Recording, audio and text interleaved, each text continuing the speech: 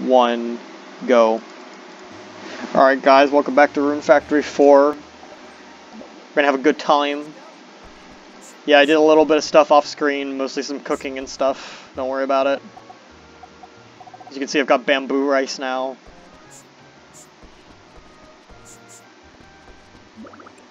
Zero RP. A little more than that, but it's about zero. Let's do some requests for the best character in the game. I love Keel. He's my favorite. He's my favorite too, right? Oh god, Keel though. Why does Keel exist? I got a rock. I mean, for those people that like the really Shota characters. You can see my moment of hesitation when I want to hit that rock.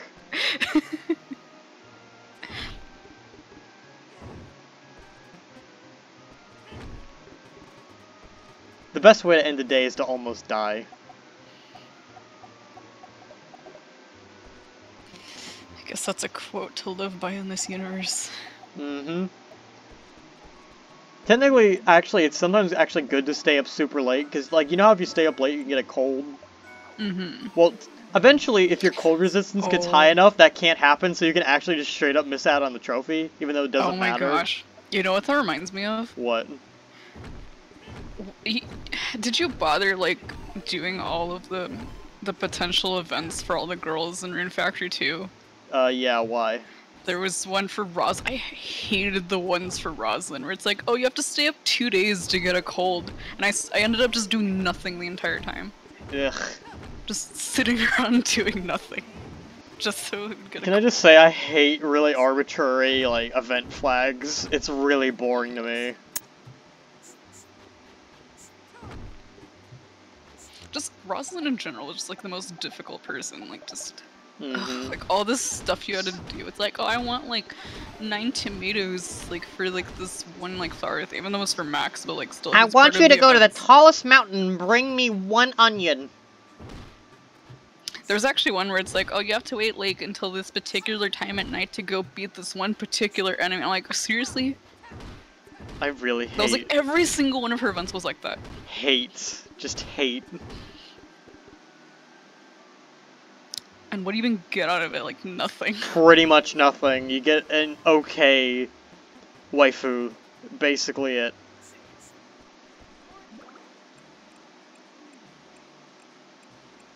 Basically, Venti's nice. Dragon Mom. Don't worry about it. Venti's boring. I don't like Venti. Boo! Be in the minority more. See, my favorite is clearly Fearsome. Oh yeah, he's my favorite. I kind of want to draw like humanoid versions of them just because Venti has one. If you do it, I'll plug you. So. I mean, you know what? I might as Please well do make it sometime. please make Fearsome like a cute like bishy. No. Yeah, do it. A cute bishy. Yeah, do it. Do it. You won't. Do I do that for like all of them? Okay, wait. Let's agree. Like, Terrible's a guy too, right? I think so. I think they're all. I think the water one, or whatever the water. The water one a guy or a girl? I think they're all guys except Venti. Are they actually. all guys except for Venti? Make one a trap. There you go. Perfect. Which one's the trap? The water one? No, it's obviously terrible. I don't want to make Terrible the trap. Why wouldn't you? It's perfect. No. We're gonna make the water one a trap. But it's funnier that way. No. Yes. Funny thing, I think Terrible would look the most boring. It's fine. Because he's terrible.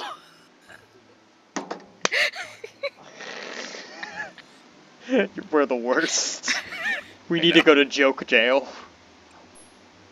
You're rubbing off on me, that's why. It's your Aw, fault. I'm so sorry. I've ruined you. See, I used to have a better sense of humor. And then you showed up in my life. I'm so sorry. So, fun fact about that cutscene. If you enter the throne room and then immediately leave, you get the cutscene anyways, which would imply that, like, the guy just strolled in right past you, the cutscene happened, and you just didn't notice.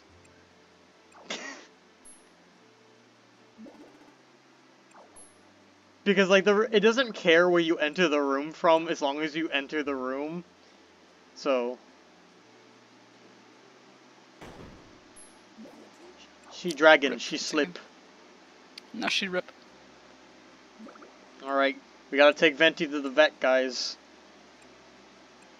I mean, do we have a dragon vet? I mean, we could probably work something out. Is there even a vet? I mean, we could find one. Where? I don't know. Somewhere. I mean, maybe we could ask Arthur. Like, he probably has, you know, contacts. He probably has a horse. No pun intended, by the way. I just thought of it right after I was like, oh wait. So we're catching a fish. We're catching a fish because Vishnu was like, "Hey, bro, can you catch me a fish?" I was like, "Okay." Speaking of fish, Arthur does not like fish. No, he does not like fish. That's why we're He hates- incompatible. That's why we're not hates compatible. fish. I'm sorry. Margaret also doesn't like fish, but she has the common decency to like shrimp like a normal, rational person. So. I actually don't remember. You know what? I'm gonna look that up. What are Arthur's like distastes? Like, I know like, he just says he don't like fish, but I don't know. Does that include like? I think he likes like one or two kinds of things. Like I think he might like seafood Doria, but I don't know. Let me see. there's like some fish thing he actually does like, but it's very specific. Let's see gifts. Look for his gifts list. Let's see. Is there a list here that tells us what his foods are? Okay, he does not like grilled fish. Oh, he likes salmon onigiri. Yeah, like I was gonna, yeah. because well, that's because he like if you like his like flavor thing is like I like food that you can eat quickly.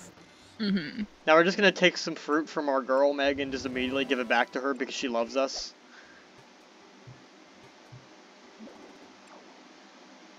You know, see, I can accept that he likes at least some things with salmon in it. I love salmon.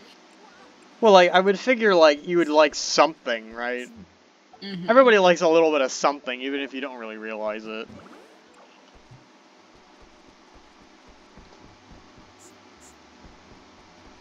I could go for some fish right now. I had shrimp yesterday, but I want more. I had shrimp yesterday as well. I had like it was like pasta with like Alfredo, broccoli, and shrimp. It's like we made like good. this kind of like sort of Cajun-y shrimp. Oh, like not blackened shrimp? No, it wouldn't be blackened. No, it was like in this red sauce, like A red sauce? That's not Cajun then. like I think it was like why did we even call it Cajun? Because they called it Cajun, but like it might have been the spices. I don't even know. Well, if it's got like the black spice, you know, like not like, black as an probably African American, did, but yeah. like it's like the black salt or whatever. Mm-hmm. But yeah, he made some yesterday. It was really good. And now we get to plant more turnips because we love turnips. Which, by the way, we're going to take advantage of these poor turnips' lives at some point. Because as I've said, turnip seeds actually OP in this game. Fraudulently broken.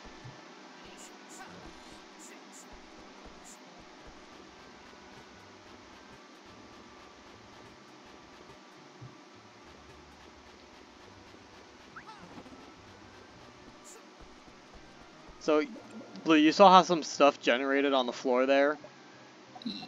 Yes. There's like a chance, like once per hour, that will happen, but most of the time since you're out of the room, you'll never notice it. Mm-hmm. And it also happens more when it's like raining or storming, because like it's, you know, like debris comes up.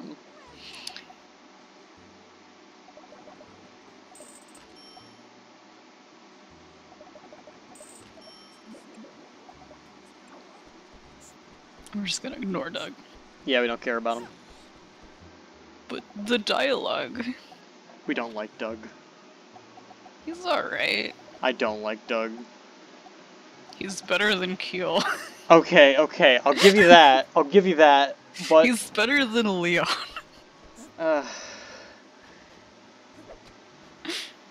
Okay, if I'm gonna be honest, in terms of like who I can tolerate the most in this game, by the way, I'm triggered by that rune flower.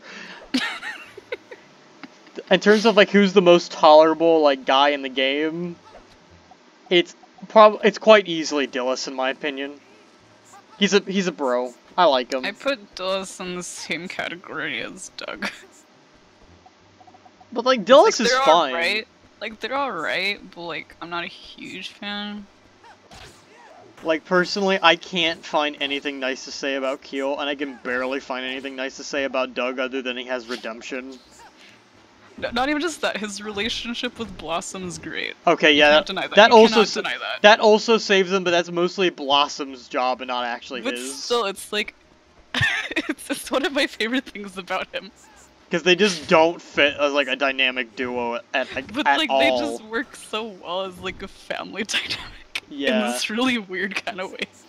And like Doug's not even that young of a guy. He's just a dwarf, so he looks younger.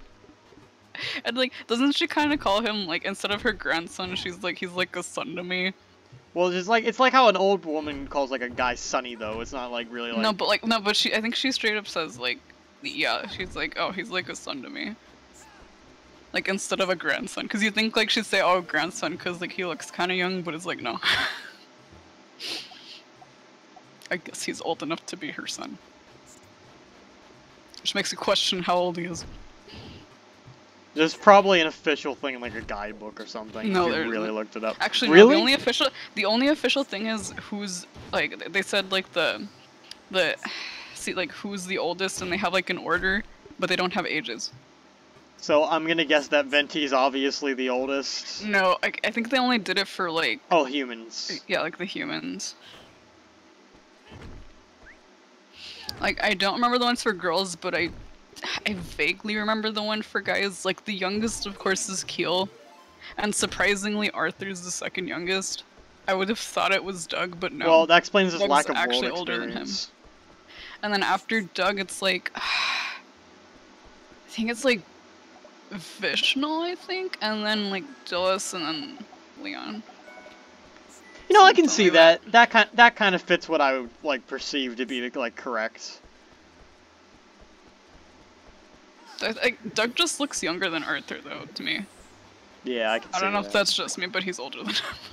Apparently. Well, I think it's just because he has got glasses on, if I'm gonna be 100% honest with you. I mean, he takes them off, like, a few times. Yeah, like 4 times ever. And it's usually to make some snarky comment. Also, I got super lucky invisible stone. I love life. I mean, haven't you ever seen that one picture? I think I posted it, that compilation that somebody made on Tumblr of all of his, neutral expressions. Oh, yeah. He's always got resting bitch face. His carefully neutral expression is the multi-purpose tool for multiple situations. It's like he uses it when he's serious, when he's being wistful, when he's depressed, when he's happy, like when he's screwing with people. It's like this expression somehow works for all of these situations. But yeah, I'm going around just mining nodes because now since I actually have a hammer, I actually had it a little bit before this point, so I technically could have used it like a day or so ago, but I was not in the mood to do it. Because, like, I usually make a big ordeal of, like, going to every possible one I can when I actually try and do it, so... Because grinding the mining skill in this game is a pain, so... I remember that, like, it was one of the things that I ended up, I think, maxing out, like, first, like, in Rune Factory 2, because it was, like, my weapon of choice. I don't even know why, because it's so slow. Which one? The hammer. Hammer is actually really good, at least in this game. I don't know why I warped. Because, like, the dash attack, it's like Kirby's dash attack, right? Like, when you have, like, Hammer Kirby, and you do, like, a spin, and it's really good because, like, there's a degree of, like, oh, nothing's going to hurt me, because not only is it, like, a constant get-off-me option, I think there might be a few iframes on startup. Mm-hmm. So...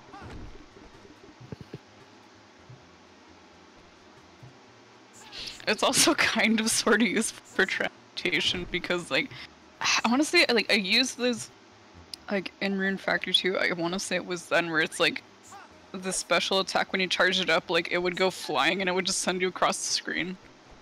Yeah, there's one of those. I think it's called Hammer Flip or something in this. Yeah, like I think they had. I want to say that was in Refactory because I remember doing that a lot. Well, yeah, it's one of the better movement options in this game. Okay, so there's a couple of really good movement options. There's like this X-Scissor type move you can do with dual blades, which, by the way, I think the game just straight up gives that to us, if I recall correctly. Is that the one where you spin? Like, wait, which one is that? Like, it's the one where like you do like a forward flying flip and then okay, you like do an X-Scissor. I remember there's one where you do a spin, I think, right? Well, okay, so there's a couple. There's this. The one I'm talking about, which is probably the best early option of it, is like the X-Scissor one, and that's a dual blade skill. There's one you can do with the spear. I can't remember exactly what it is, but you basically shout Pierce and you like move forward really fast. Like you can actually outpace most wind currents with it. It's pretty nuts. Because like you can just straight up break some areas with it. It's pretty insane. Let's see. I think there's a couple other ones. I'm pretty sure the hammer one functions very similarly to the X-Scissor one. And then, oh gosh. And then to an extent, you can kind of use the, I think there's one for the, it's not the hammer again. I think it's either the short sword or the fists. I think there might be a fist one that lets you go forward too.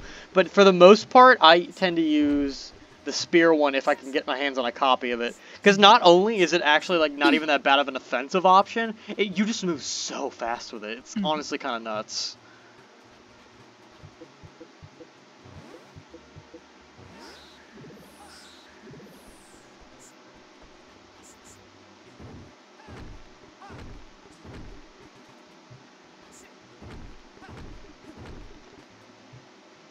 But yeah, all this iron is going to be very important for what we're going to be doing very soon here. AKA the most fun fun. Oh, I love forging. Okay, I'm going to tell you this. I actually don't hate forging, like this grinding method I'm going to be doing. But oh my god, does it get tiring after a while. Like it really really gets tiring. Because like here's the thing. I can actually I can use my mouse pointer as like a as like my like stylus, right? But the thing is, it's not as like fast or as intuitive. So like I'm like half multitasking to get this done, and it gets really, really garbage after a while. Because eventually you hit that point when you're on like doing your 90th forge, and you're like, oh my god, I'm so done with this. Because like it's pushing forward to a good goal, right? And like if you want to do like low to mid-level crafting with next to no input cost, it's easily the best way to do it. But holy god, it is so long-winded.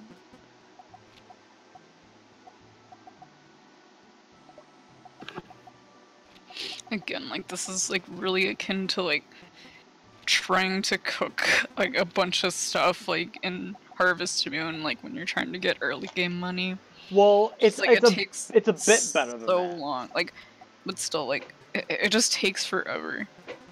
Well, like here's the thing. In Harvest Moon, though, you kind of effectively have like a soft cap on how much money you can make early game, which makes me a little bit less upset with it.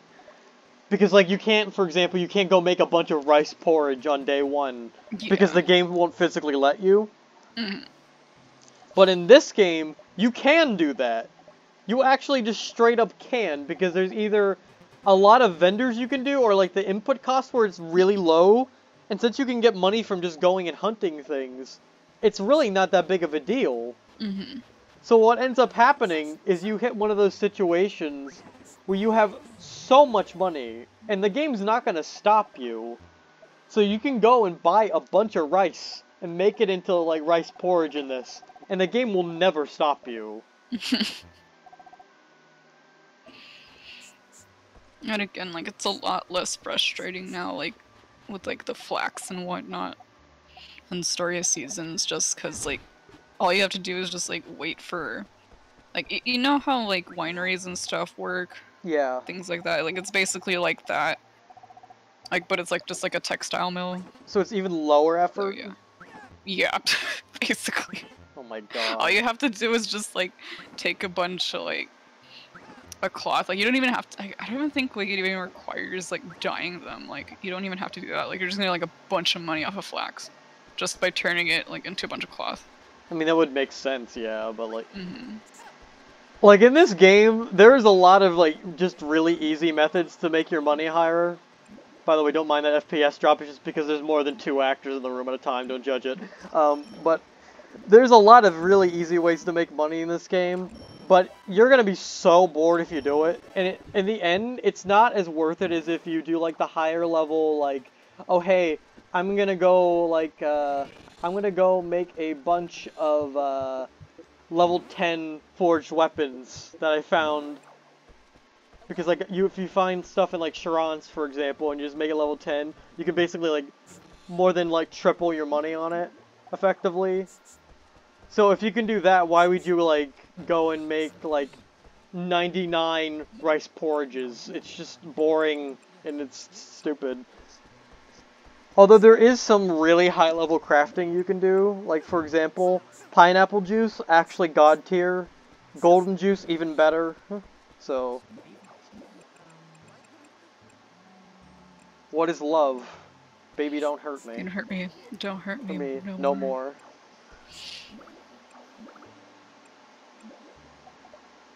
Chlorica's adorable, even though she's kind of boring. Like, wouldn't it make sense for Keel to ask such a question? I mean, he doesn't really know anything about the world, so yeah. Well, no, because he has no soul. True, he's a robot, so... He's got the personality of wet tissue paper, to be honest. Did you ever see that one thing, like when Exceed was still localizing the game, where they posted like this dry eraser board, like with whoever was in charge of like each of the character groups? Yes! And it's like the Keel one was like whatever, like something like a child with an IQ of a soap dish. Oh my Or god. something like that. I'm like, see, even they know. Even they know that Keel's just the most unlikable person in the game. Yeah. Alright, so we're going to be calling this episode very soon here. I want to thank you guys all for watching. That sign meant nothing to me. So thank you guys very much for watching, and I hope to see you guys next time. Bye.